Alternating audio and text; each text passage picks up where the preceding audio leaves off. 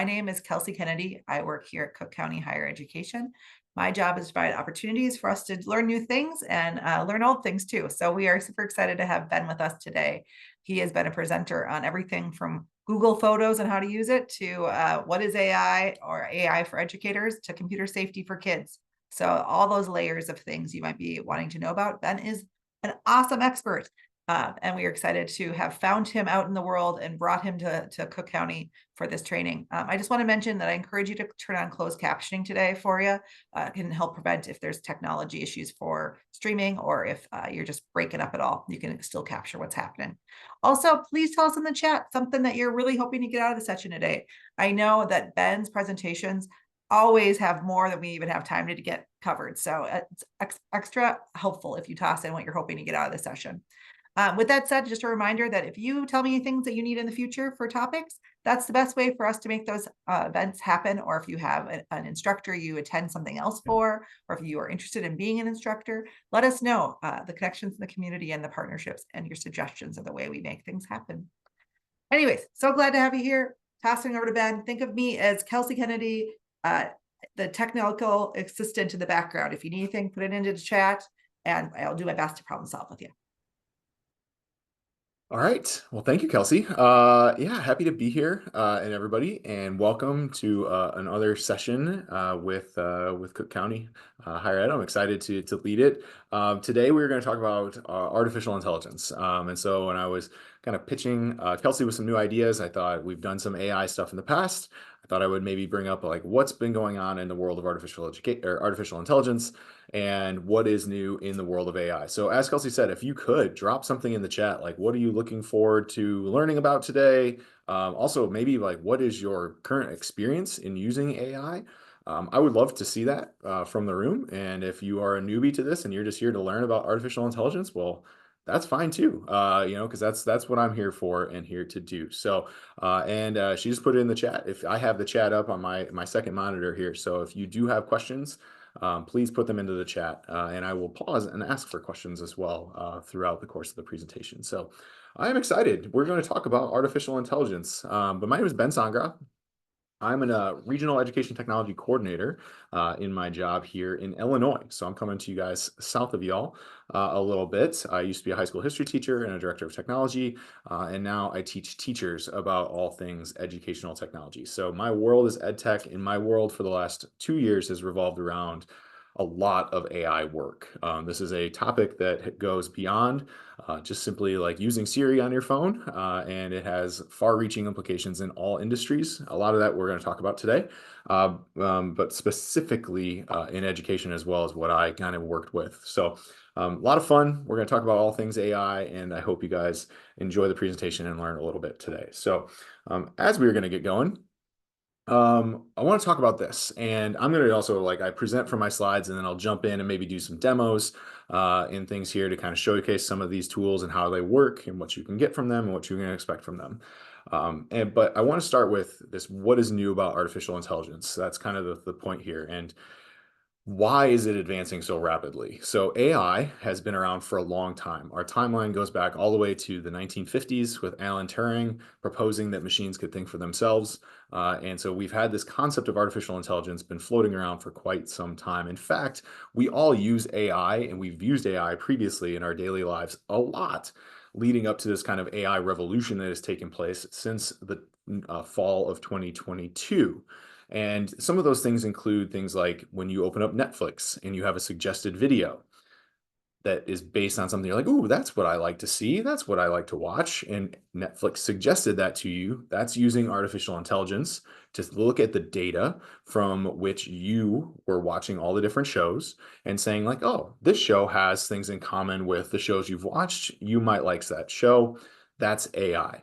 Using things like Google Maps to divert you from an accident that's taking place. That's artificial intelligence determining the fastest route to get you around that congested area. So AI has been around for a long time. In the last 2 years, it has accelerated in growth rapidly, and there's a lot of reasons for that. So some of the things here is we're kind of thinking through is that just the computers are getting better. They are getting faster, and I'm not going to share a bunch of technical jargon with you all today because that's not what we're here for. And quite frankly, like it's above my head on a lot of this computer science stuff. But just know that our companies are creating computer chips and computers that are rapidly advancing past what was previously capable. So if you want some light reading, or maybe you want to use artificial intelligence to give you a quick summary of something on what this process is, look up something called Moore's Law, Moore, and then apostrophe S law. So this was a theory that was, or a law that was proposed by a computer scientist who worked for IBM back in the 60s, saying that essentially computers could only double their circuits in time, and that essentially computer processing power could only accelerate at a certain rate as it was growing and growing and growing. The reason why AI is actually growing tremendously is because we are at a point in technology, like the technology revolution right now, that AI is helping computer scientists accelerate past that point. So our computers are getting faster, they're getting more powerful, and they're allowing for AI and this AI revolution to kind of take place at a faster rate than any other previous computing thing in history. So pretty crazy stuff. And what's happening here is we're developing these machines, these computers, these data centers with lots of information, and we're getting better at it. And so as these computers get faster and they're able to process things faster, these algorithms that create the databases that AI is built off of and works from can take on more information quicker and more rapid, and then are able to process it faster to create these databases and these chatbots and these AI processes that then make our lives hopefully better. So all that saying, as you kind of see through my things, we're also getting a ton of industry investment in this. If you have any tech stocks, you've noticed over the course of the last couple of years that those have gone through the roof if they have anything to do with artificial intelligence. And that's because there is a lot of industry investment in this. I was just looking up some of the numbers over the last couple of days, and the amount of money that these companies are valuating at is absolutely like made up money in my brain. Like OpenAI, who owns ChatGPT, they're looking for an investment of around 100, or a valuation of around $157 billion. Anthropic, which is a spinoff, actually some ChatGPT or some OpenAI engineers left and started it. They're looking at a valuation around $60 billion.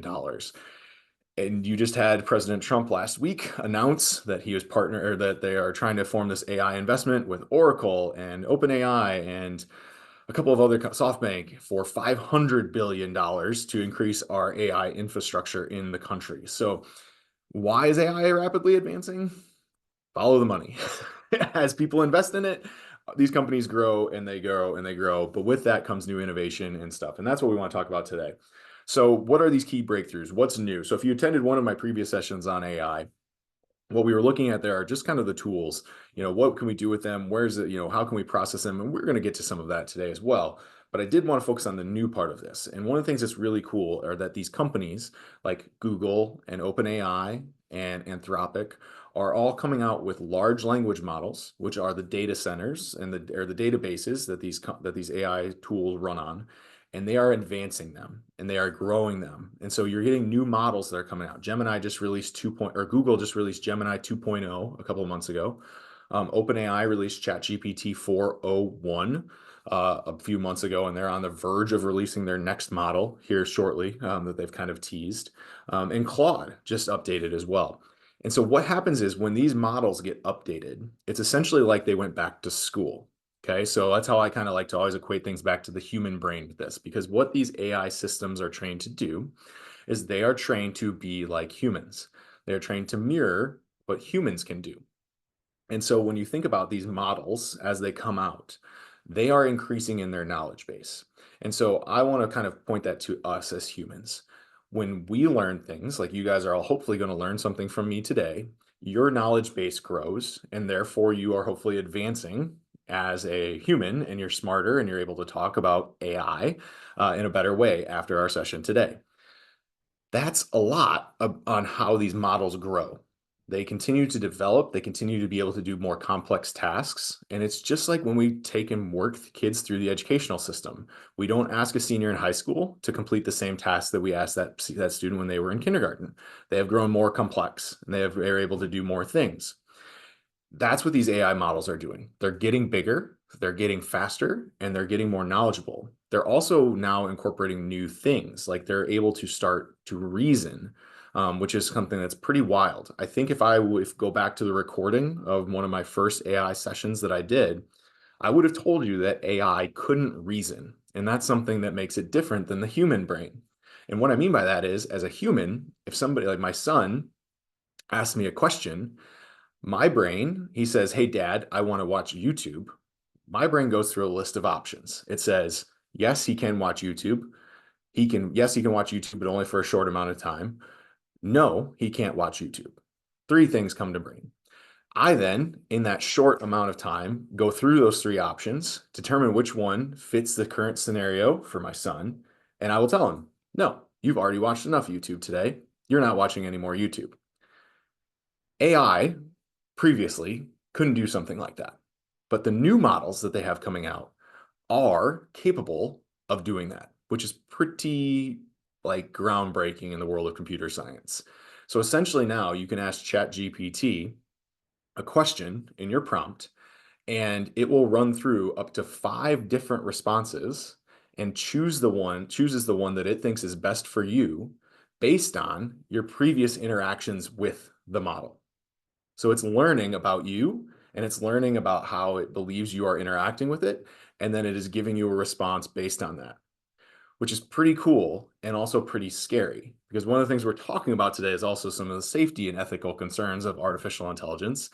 And if we get a model that is trained to provide you information based off of information that it thinks you want, there's a chance we get an echo chamber here, right? And we get some feeding of information that maybe is like one way or bias or slanted based on the information that you want from it. So it's pretty crazy that this is where we're going with this technology, is that we have these incredible new things, but we also have to balance out the good with the bad in everything that we do. Another thing that's new in the last couple of years, or in the last little bit since we've talked last, is that we have this multimodal AI, which you're like, what does that mean? Well, you can kind of narrow it down to like multimedia.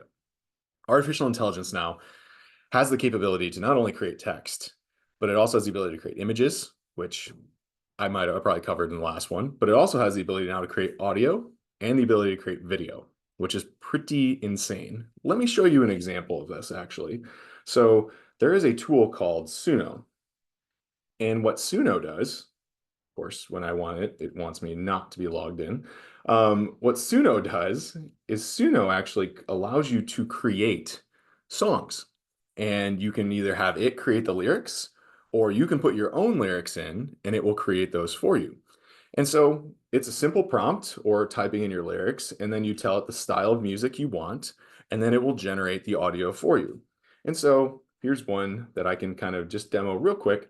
I created a drone video for my friends that are farmers, and went out and filmed them farming with my drone. And then I wanted to spice it up a little bit. So I had AI create a song to go in the background of the video. And I wanted it to be in the style of Jason Aldean. So I have the sound turned on the share. Hopefully you guys can hear this. Maybe Kelsey, if you can, just make sure you give me a thumbs up, but just have a gain up, play 10 seconds of this.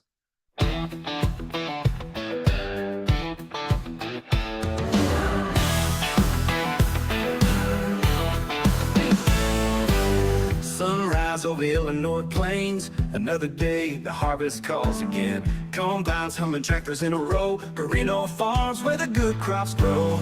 Sweat dripping down beneath the summer sun, working hard till the day is done. Harvest time on Perino land, golden cornfields stretching across the sand. Pretty catchy. And that was AI generated. I wanted it to sound like Jason Aldean. That was the farmer's favorite artist. I couldn't put Jason Aldean's name in here because it doesn't take that, but I was able to give the prompt of modern country with a driving beat, strong guitar riffs, and slightly gritty vocal delivery. And I think it goes on to say, think Southern rock. That was AI. So much so that we have to be aware of when something's AI and when it's not. Like, I sent the video to the farmer. He sent me back. He goes, "My gosh, Ben, I didn't know you were that talented." And I said, "Dante, I didn't sing that." Like, that wasn't me. But I appreciate that you think that I'm able to create that. But that's one of the things that's really neat about AI, is that we are able to create these songs, we're able to create these videos, but it's also the scary part, right? Because you always want to say like, well, is that real or is that not real? And that's something that we always want to be aware of, right?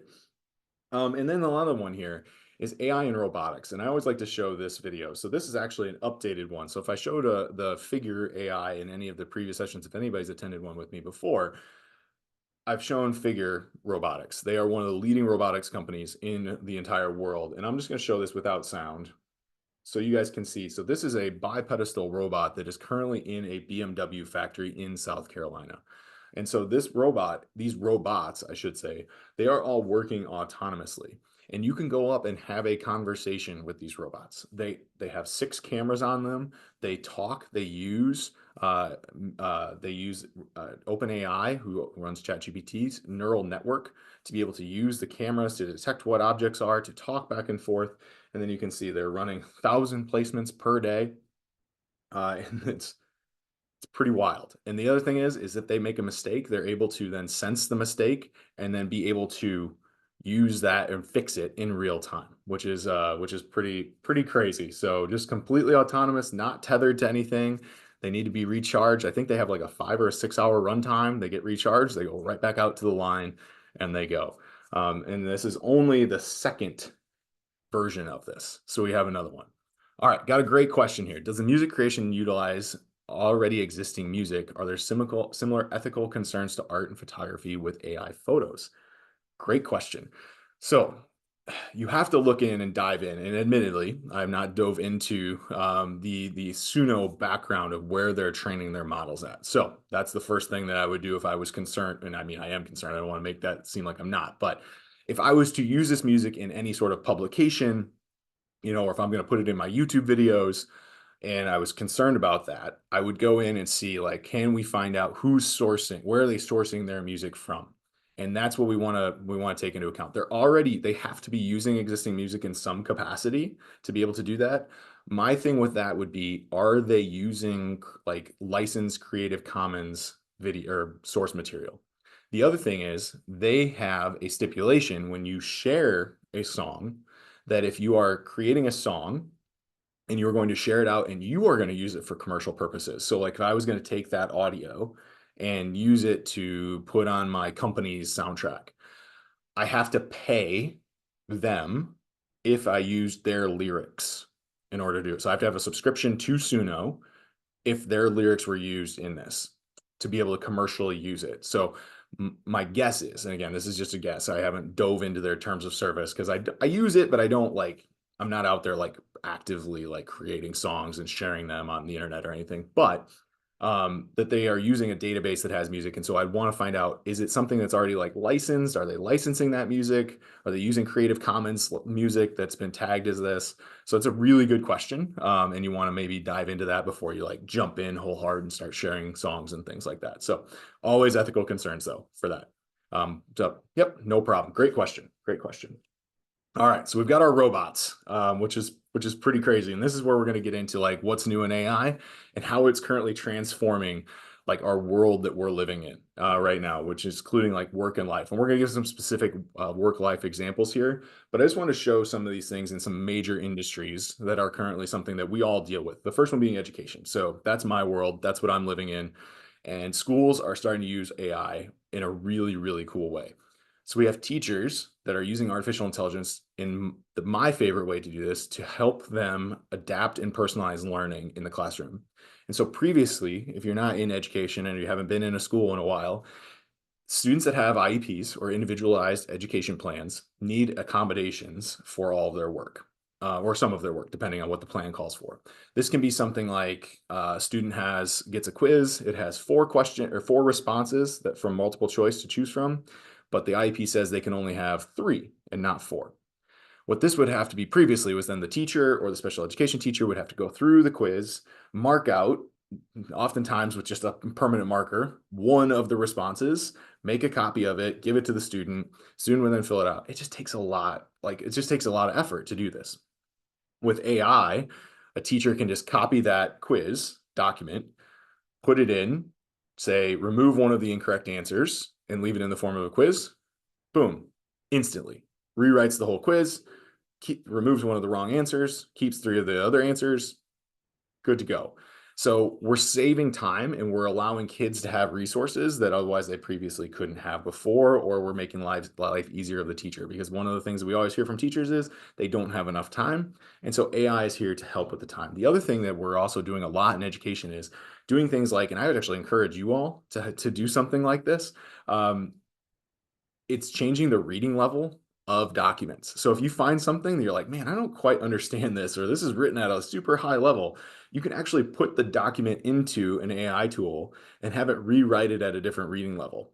So if it's like a super high advanced university level reading and you're like, I just don't have the brain power to function on that level today, like I am tired, read this to me like I'm a 10th grader. It'll rewrite it at a 10th grade reading level, which can be super helpful. And actually, this is where I'm going to spin off. I'm going to show you guys an example. So Kelsey knows I like to just kind of go on my little tangents every once in a while, but I'm going to show you an example as we're talking about this as a personalized education idea, but also something that all of us as adults can use. And I was doing this just yesterday. So there's a tool here, and Kelsey, you can, I'll drop the link in the chat and you guys can share this, but this is my kind of my go-to new favorite tool, and it's from Google. It's called Notebook LM. So what this tool does is this tool takes content that you put in and turns it into an AI chatbot for you. So when we're breaking this down, if you look at something like Gemini, so I have ChatGPT and Gemini open here. What these systems do is they take all that big data that we talked about, we started the presentation out with, and that's all the sources. So it's a ton of stuff and it's all over the map. It's helping all these different industries. What Notebook LM does is Notebook LM only creates this model based off the information that you give it. Okay, and it's free, it's open to Google. They have a paid plan, but you can get away with the free one. And what's neat about this is I got this document from what's called COSIN, which is a big organization group in the educational technology space. And it's talking about this K-12 generative AI maturity tool. It was 76 pages long. And I'm like, man, I'd really like to read this. I don't have time to read 76 pages on the generative AI tool, maturity tool. So what I did was I added it in as a source here. And then what Notebook LM will do is it will create a podcast based off of the source that you upload of two people talking back and forth about that thing. So listen to this. Hey everyone, today we're going to take a deep dive into how K-12 schools are figuring out this whole AI thing. You know, everyone's talking about AI, but how do you actually make it work in a classroom, right? Well, that's where this guide comes in. It's called the K-12 Generative AI Maturity Tool, and it's from COSN and the Council of the Great City Schools. Basically like a roadmap, you know, it helps schools figure out where they are on their AI journey. Yeah, it's a pretty thorough tool designed to be practical, you know, adaptable for schools no matter how much experience they have with AI.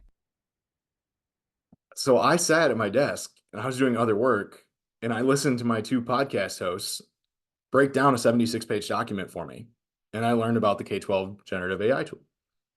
That's something that we can all use, right? Like that's something that kids can use in education, because like we've seen this work with schools where they're putting in, like the professor's putting in or the teacher's putting in all their notes, all the text that they need to read, and then creating these podcasts, and you can download them and sending them out to students to listen to review for exams. You can also have it create like study guides just based off the content that you tell it to create. And so in the world of education, we're getting a lot of these types of really cool learning opportunities and personalized education experiences for our kids that were previously just not something that was easily attainable. You know, I personally saved a special ed teacher like a ton of time. Like she almost started crying. It was crazy. She had to make an adaptation on a worksheet for a student. I showed her how she could just take a picture of the worksheet, tell the AI how to reorganize it for the student. Done in under 10 seconds. Something she said would have taken her at least an hour to recreate. And so it's just really, really cool in how we can use this technology to help here. Yes, and I see the conversation in the chat about the copyright for sure. That's the thing, like about like understanding like what's copyright and what the terms of service for the platform is, something you want to always be aware of.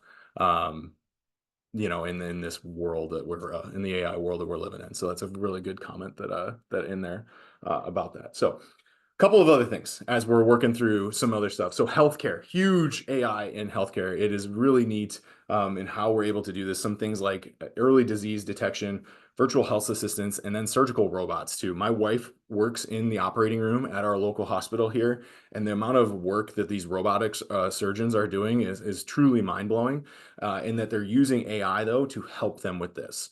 And then the other thing with the early disease detection, they're able to take test samples from patients and then put them into these AI databases that then run them against thousands and thousands and thousands, perhaps millions of other samples to detect similarities in order to see when these maybe early onset things are happening with disease.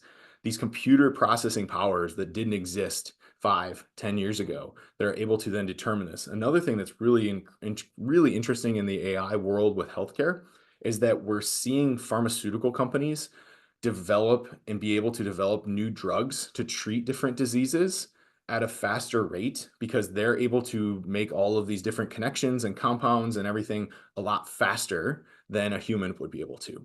And so we're able to come up with new drug discoveries to help treat diseases that previously might have been uncurable, which is really exciting and something that is pretty crazy when we think about it in this. Now, when we get into other worlds like business, this is one thing I love talking to people about. And if you've used this in your business, I'd love for you to share how, because I think one of the things here that we're seeing in the business world is the same thing we're seeing in the education world, where we're trying to streamline tasks, where we're using AI to do tasks that would have otherwise taken employees a long time to accomplish and do. You can look at this as something as simple as I previously used a spreadsheet to do that, and now the spreadsheet does the data analytics for me. Like now all I have to do is type the numbers in. I don't even have to type the formula in, and the spreadsheet calculates it for me, right? Or how your QuickBooks services are doing things faster for you now. That's the process of computing power, but then also spitting out trends like analytics and things like that. One of the things that's interesting, I was just at a national conference last week down in Orlando, Florida. We had a couple of really interesting keynotes. Guy Kawasaki, who used to work at Apple, now works for Canva, but he is a creative mind in the world of technology and a leading edge. And he had some really interesting thoughts on where AI is going as far as having AI digital agents, is what they're calling them, that is essentially a workforce for companies. And that there's going to be departments that have to manage these AI agents that are doing work for the company. And you're almost hiring these AI agents or these AI bots to complete tasks. It's a pretty insane thought to have, but it is the reality of where we're going, and that we are going to have these IT departments that are managing AI assistants to help out. And so it's a pretty cool world, but again, we have some scariness in there too of like, well, what jobs are those AI agents taking then? And it's certainly a conversation to have. And one that we have in the education space where we're encouraging people to learn how, and we want students to learn how to use AI effectively in order to then, when they go into the work world, know how to interact with artificial intelligence, know how to use it, leverage it, and maximize it when they get out into the workforce. My mantra with this is always, when we're using AI, we want to maximize AI's use to do the things that free us up to do things that AI can't do. So I want AI to complete some tasks for me to free my day up so I can do other things that AI can't do. And that's something that when we're in the work world, I think we're going to see more and more of for sure. But then also we also have to be aware of sustainability. And I am totally like, I think AI is amazing. I think AI is pretty incredible. I'm also like terrified of like this world that AI is creating as well, as far as these data centers and the power consumption that it takes and the sustainability of it all, because it is a concern. It's also a really difficult thing for us to kind of maximize, or for us to kind of, have an impact on. Like we can certainly have an impact on it in our use of it, right? So if this is something where you are aware that AI does take a lot of water to cool AI computers and data centers down, they have to be kept at a very cold temperature because they run so fast that they create a lot of heat. And so one of the things that is interesting in doing some research on this is that we see that a lot of companies are starting to understand and be aware of what this energy use is taking. And so what they're doing is they're doing things like, I know that Microsoft is doing this and that Google is doing this, where they're actually investing in clean nuclear energy and nuclear power plants in order to power their AI data centers, which is like kind of I'm going to say the word insane a lot because that's what this whole kind of world is, even for me that I'm in this every day. But they're looking at investing in nuclear power opportunities to power their AI data centers. They're also looking at ways that they can be sustainable in this, where they're using like closed loop water surfaces or circuits in order to cool their data centers. So they're not just running water through one time and then, having it evaporate. Like they're looking at ways they can collect it, reuse it, and recycle that water. So that way they're not, putting a stress on those things. And then the other kind of thing that I was reading in the same sustainability models was that they're looking to put these in areas where they're not going to stress out like natural resources. So you hope that they're responsible in that. So it is an issue. It is something that we want to be aware of because as this AI infrastructure grows, we hope that the companies will be there. So we can be advocates for that with our local governments and everything like that to hopefully, encourage these companies to be responsible with that. So just something like, as we're looking at how this is going to transform work and life, there's some really interesting things that are going on across the spectrum. Like AI to me is like very cool and very scary all at the same time. And it's living in a balance of that I think is really important. All right, let's talk about how it can help you in your daily life, in your personal life, and what's new and trending in the AI world. So one of the things, if you have a new iPhone or you have a MacBook that is powered by one of the M1 chips, you are going to have the super-powered AI Siri assistant. And that is going to be different than the one that's on your old iPhone. So like I have an iPhone 14, I think. So I don't have the glowing purple circle that is AI Siri. My MacBook does have the chip that's powerful enough, and I actually just turned it on last week. And so now if I kind of click up here, you can see my Siri button looks a little bit different. And that's because I have the AI empowered and infused Siri. So this is different than previously. Like previously, Siri kind of gave you some, it would give you an answer, but it might not give you like the most robust answer, or it's going to just suggest websites to you. Now, what the new AI infused Siri is going to be able to do is going to be a more powerful assistant. Okay. And we're actually seeing that across multiple platforms. So Google's Assistant is going to be released here soon. That's going to transform Google Home into a more superpowered assistant. And then Alexa also is getting infused with this power. And what these assistants are going to be able to do is not only just say like, hey, what's the weather? But it'll say, you can say, hey, add that to my calendar and remind me at this time. And then what's going on and what's this recipe and what can I do for dinner tonight? And they'll be able to just talk back and forth with you and have that fun stuff going on. So pretty cool stuff that's coming out. If you have an iPhone 16, you have the advanced Siri, but you have to have an iPhone 16 because these programs all take a lot of processing power. And so they need specific chips to run in order for them to be able to work inside of your phone and inside of your computer. So if you have an older MacBook, you won't be able to run the new Siri. If you have an older iPhone like I do, you won't be able to run the new Siri. So just some things to kind of keep in mind. With that, though, I have a couple of other things here that's pretty neat. So Kelsey mentioned I did a session on Google Photos.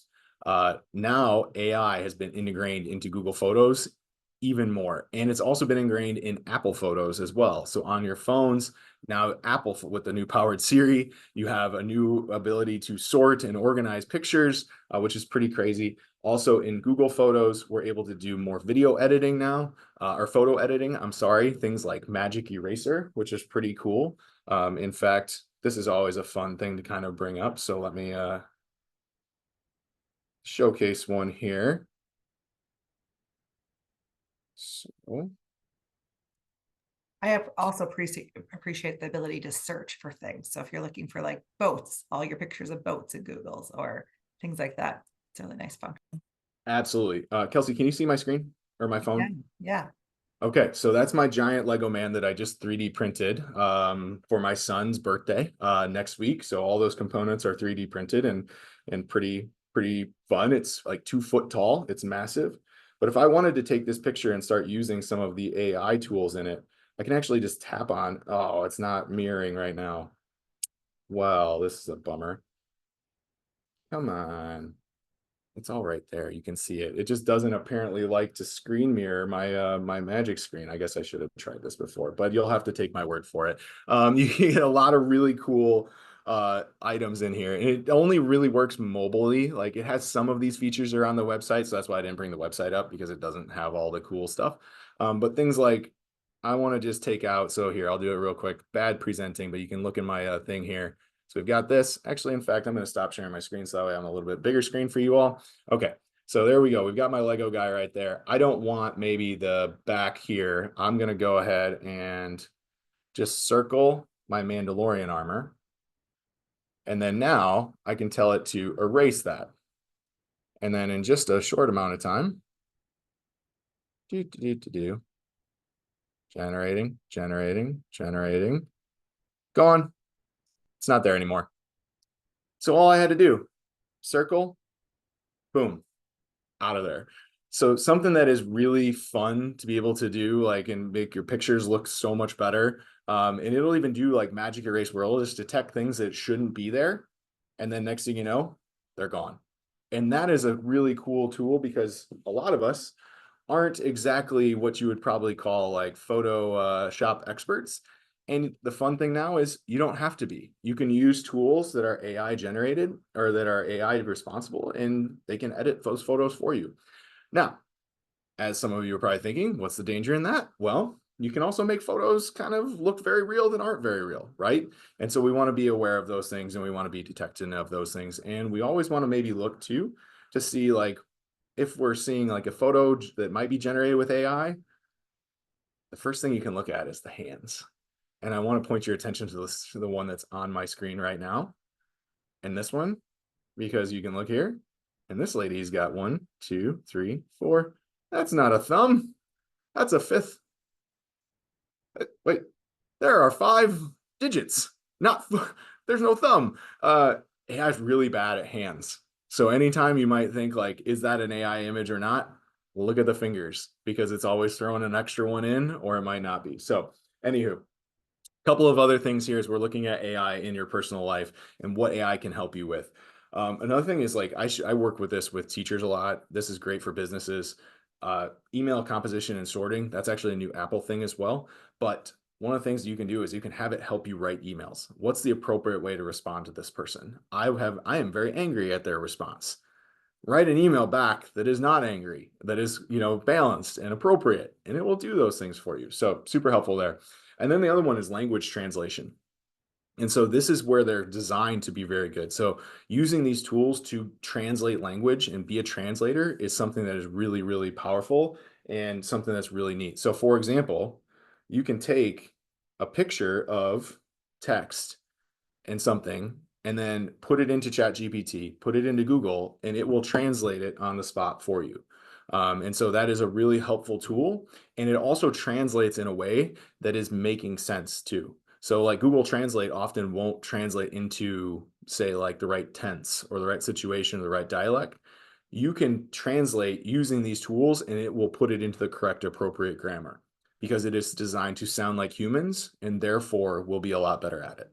If you have ChatGPT in the paid version, the plus version, you can actually open up your phone and you can go to a new chat. And then you can click on the little button right here and say, be a translator for me. And you can set your phone down and it will translate the conversation back and forth between you and then another speaker. So if you're speaking to somebody in Spanish, you could set your phone down and it will act as a translator back and forth and it will talk to you, which is a lot of fun and very cool. All of those things all in one. So really neat here. A lot of stuff we can do. I'm actually going to give you guys a couple of examples here of AI in a personal use case. And one of them that I was just doing with my son the other day, and I'm going to hopefully be able to effectively share my screen this time. Of course, unable to connect. So I'm going to just show you the example here in my history. So this is a thing that we were doing, my son and I, because on the app that you have, if you use the ChatGPT app, again, unable to connect, you can have it come up in voice mode. So you can have a conversation back and forth with ChatGPT. Sounds very realistic. I'm hoping now I connected to my Wi-Fi. So let's see if we can get it back. Ah, there we go. So now if you have the ChatGPT app, and again, this is just running the free version here. Down here, you can see this little kind of voice icon. If you tap that,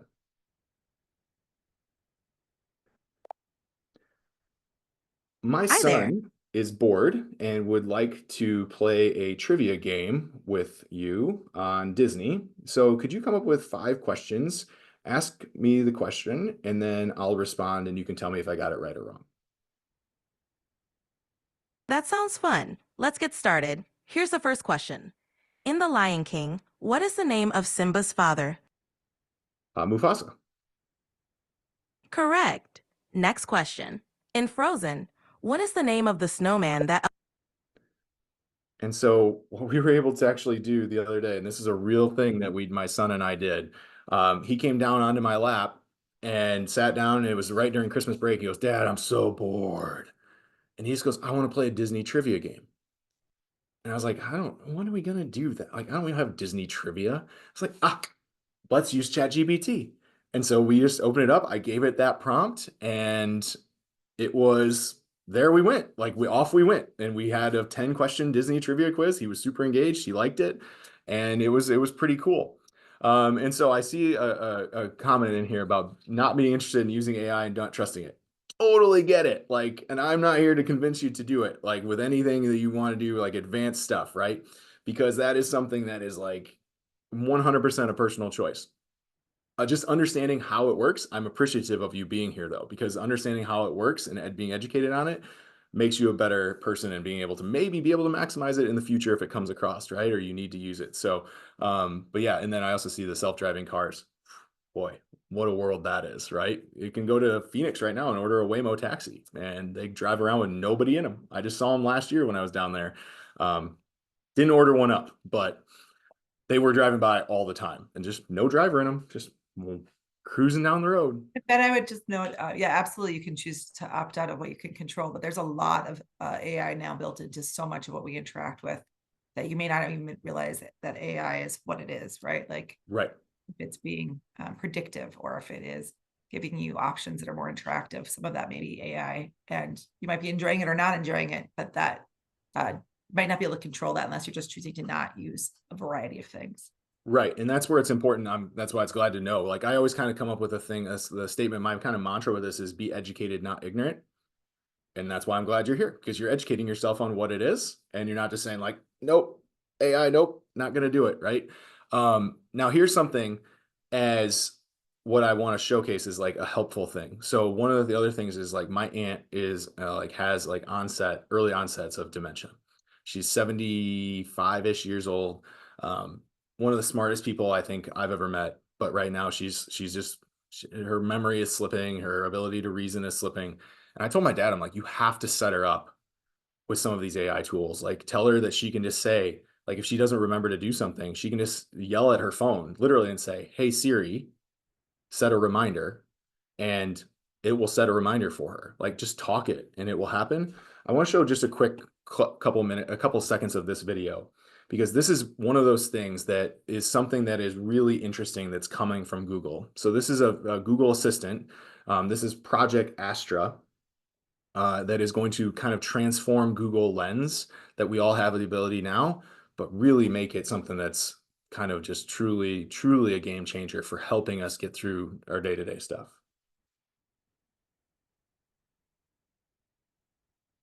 Assuming my internet will continue to load. Well, that's buffering. I'm just going to toss it. All right, we've got a Pixel phone loaded with the latest test build of Project Astra, and we're going to leave the office to test it around London.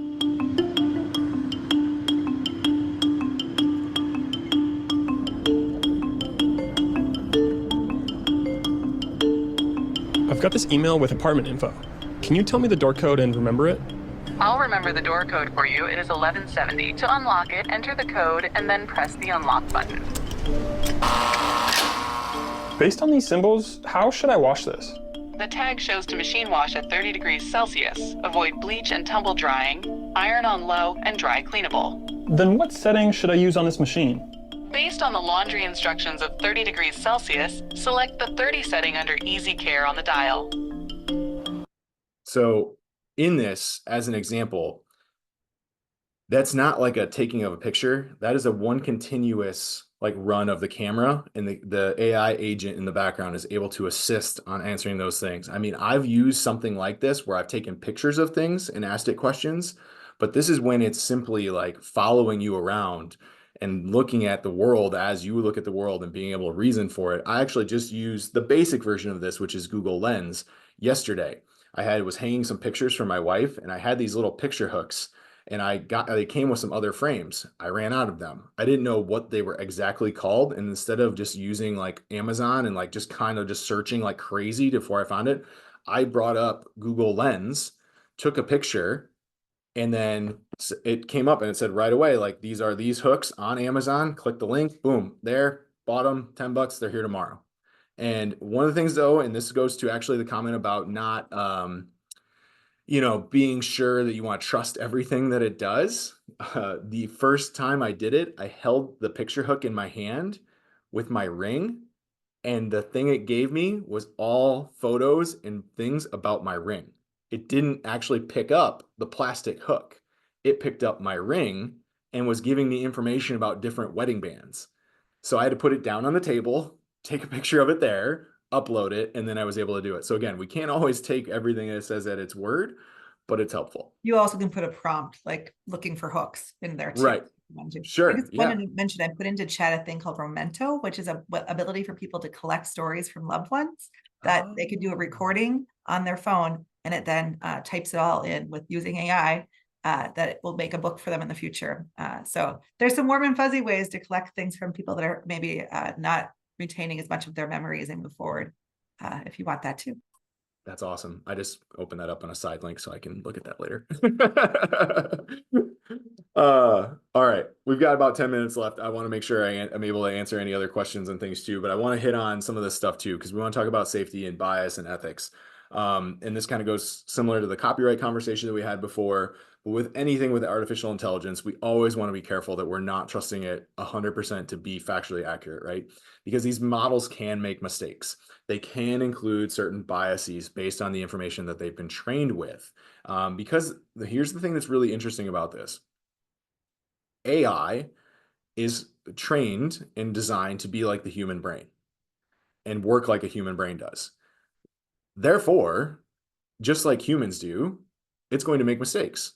And just like humans have some bias in everything, it might have some bias as well.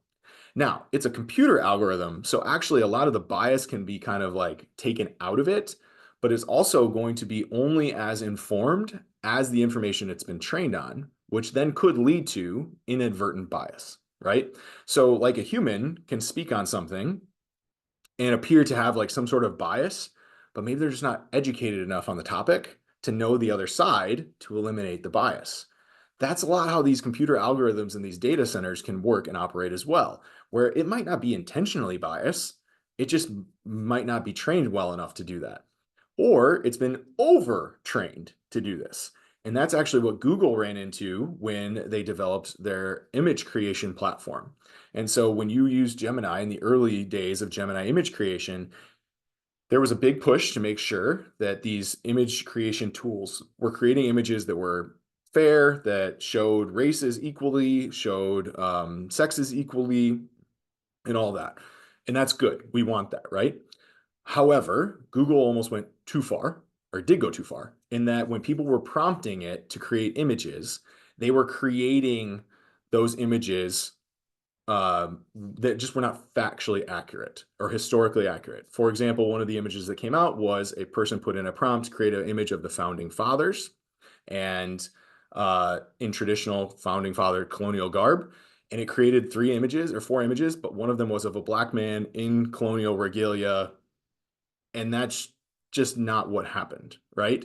Like that was not factually what was happening. That was not a founding father. They were all white, and that's what was real. So they actually reeled it back in and stopped allowing people to create images of people and just creating images of landscapes and animals and things like that. And just recently now reopened up, if you have the paid version of that, to create images of people again. Now, other platforms create images of people, no problem. Like they just do it all. And do they have a bias still?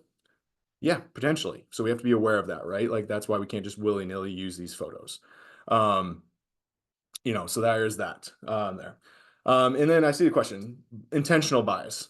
Yeah, I could have convenience, right? I don't think that's a bias towards Amazon personally to buy the hooks there. I think it's a convenience thing, and it was easy, and I knew I had gotten them there before, and so or was a part of a picture frame package that I bought on Amazon before, so I knew it was going to be there. Also, it would give you other options too. If they had photos on the internet from smaller locations or things that were closer to you, it would give you those. I search for a variety of things and it'll give me small, like mom and pop stuff, but they have to have the photo up there. Yeah, it would do like Etsy. It gave me a bunch of, like when it did my ring, it gave me a ton of Etsy shops, which is actually where I got my ring from. It was actually, I believe, a Etsy store owner in Minnesota created my wedding band. So there's a little connection there. Yeah. So got deer antler in it that he made out of shedded deer antlers, which was kind of cool. So yeah.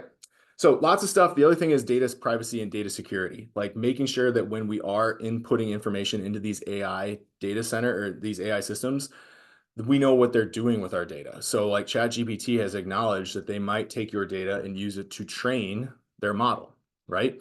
And so in that case, I'm not putting in like my people's names into this. Like if I say write an email to this person, I'm not going to put that person's name in there. I might use a fake name, and then I would pull that name out, the fake name out that I wrote, or I'll just say write an email to this person, and it'll just put like recipient's name in there. And I'm not trying to upload my stuff into these tools if I'm aware that they are going to be trained on it and I'm uncomfortable with that. So that is something that we always want to make sure as well. Okay. And then the other last thing here is like just looking through and making sure when we're looking at these tools, like where does their information come from? So one of the things that I like to kind of always point to when I am using like an AI image generator, I often rely on Adobe Firefly for that because Adobe has said that their model is trained off of Adobe stock images and Adobe Creative Commons licensed images, which means that that model was trained on images that artists have already said were good for the greater good to use, or they've been compensated for those images. And so therefore, I feel a little bit better myself that I'm using a tool that has been used, that is trained on information that artists have said, like, yes, our images, these are stock photos, they can be used by anybody. And that kind of also helps me, just make those decisions a little bit easier. Makes me feel a little bit better, right? So Adobe Firefly is a great image tool. It creates a lot of really interesting stuff. Is it right and accurate all the time? It's created some weird things based on very simple prompts, but that's what you get with image tools and graphics. So, all right. As we get ready to wrap up, I do want to point out, and I've mentioned a bunch of these different tools here, but I want to give you some different ideas on things that we can use and you can use in your everyday life. So if you want to explore some of these things, by all means, take it out. ChatGPT is kind of one of the kind of clear front runners in the AI chatbot world. You also have Claude and Google Gemini are the three kind of main chatbots.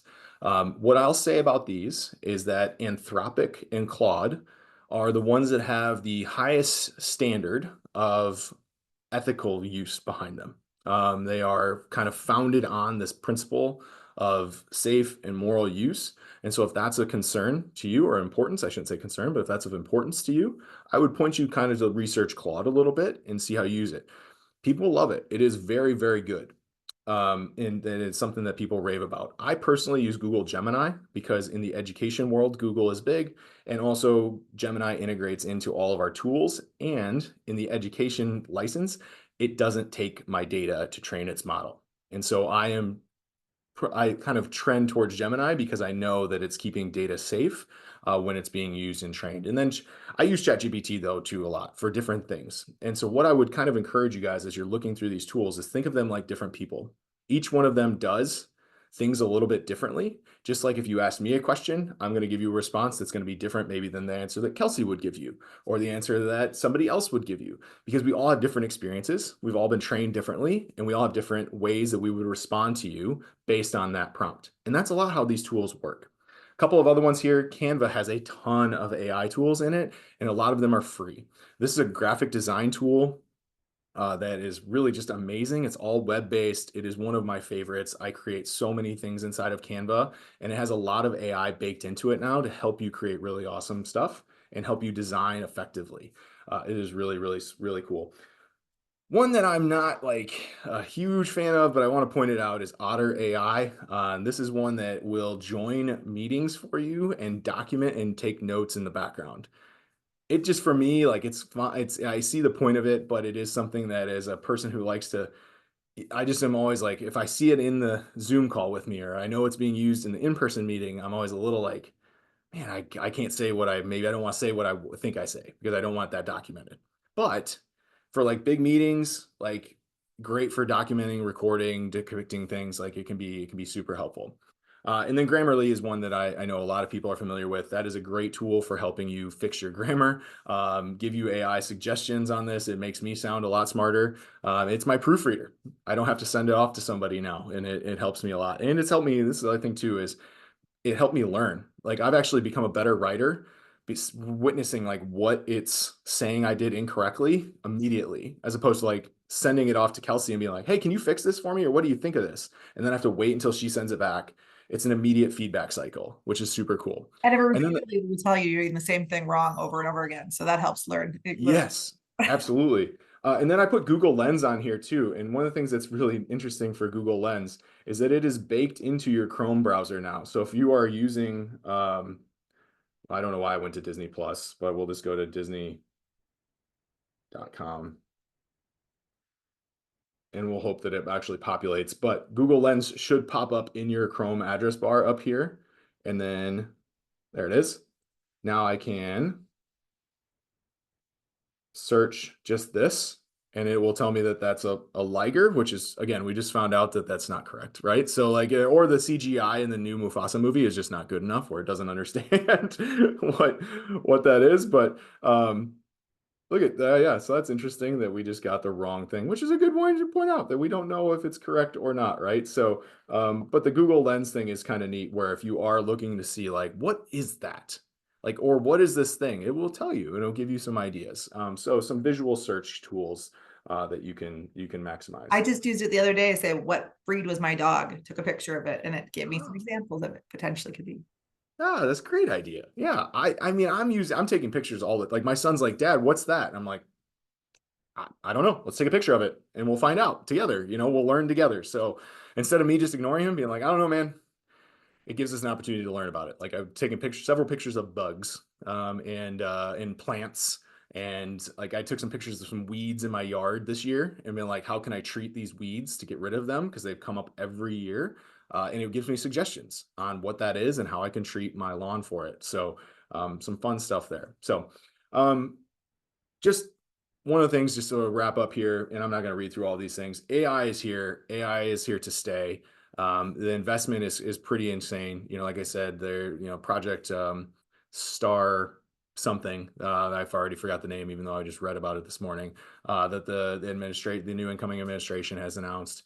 They're investing $500 billion in AI, and it is a tool that is here, and something that I know, like everything from our self-driving cars that are here and they're coming, to just having it rewrite an email, to having robots work here. I showed you the Figure robot earlier. The person who's the founder of Figure AI said that his goal is to have a robot in everyone's home within the next 15 years.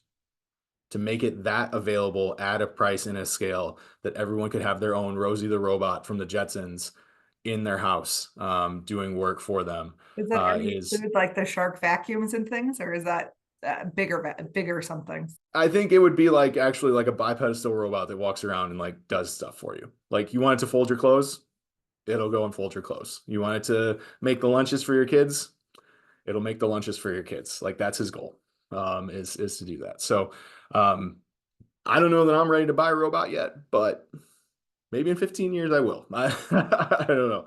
But I'd like to thank you guys for hanging out and learning a little bit. I hope that you get a good understanding, and I see that that's what we wanted, get a good understanding of it and understand it is all around us, and to better understand how to maximize it when you do come into contact with you. So thank you guys for all for coming and for all the great feedback you gave. And Ben, thank you for the presentation. And do know that this is not the end. If you have questions that come out of this and you're like, there was not enough time to dig into this, please feel free to let us know. We'll look at a further discussion. Also, just a reminder that we're looking at another session on whether or not you should pay for AI or you shouldn't pay for AI. So look for that session in the future too on our website. Thank you all. Appreciate you.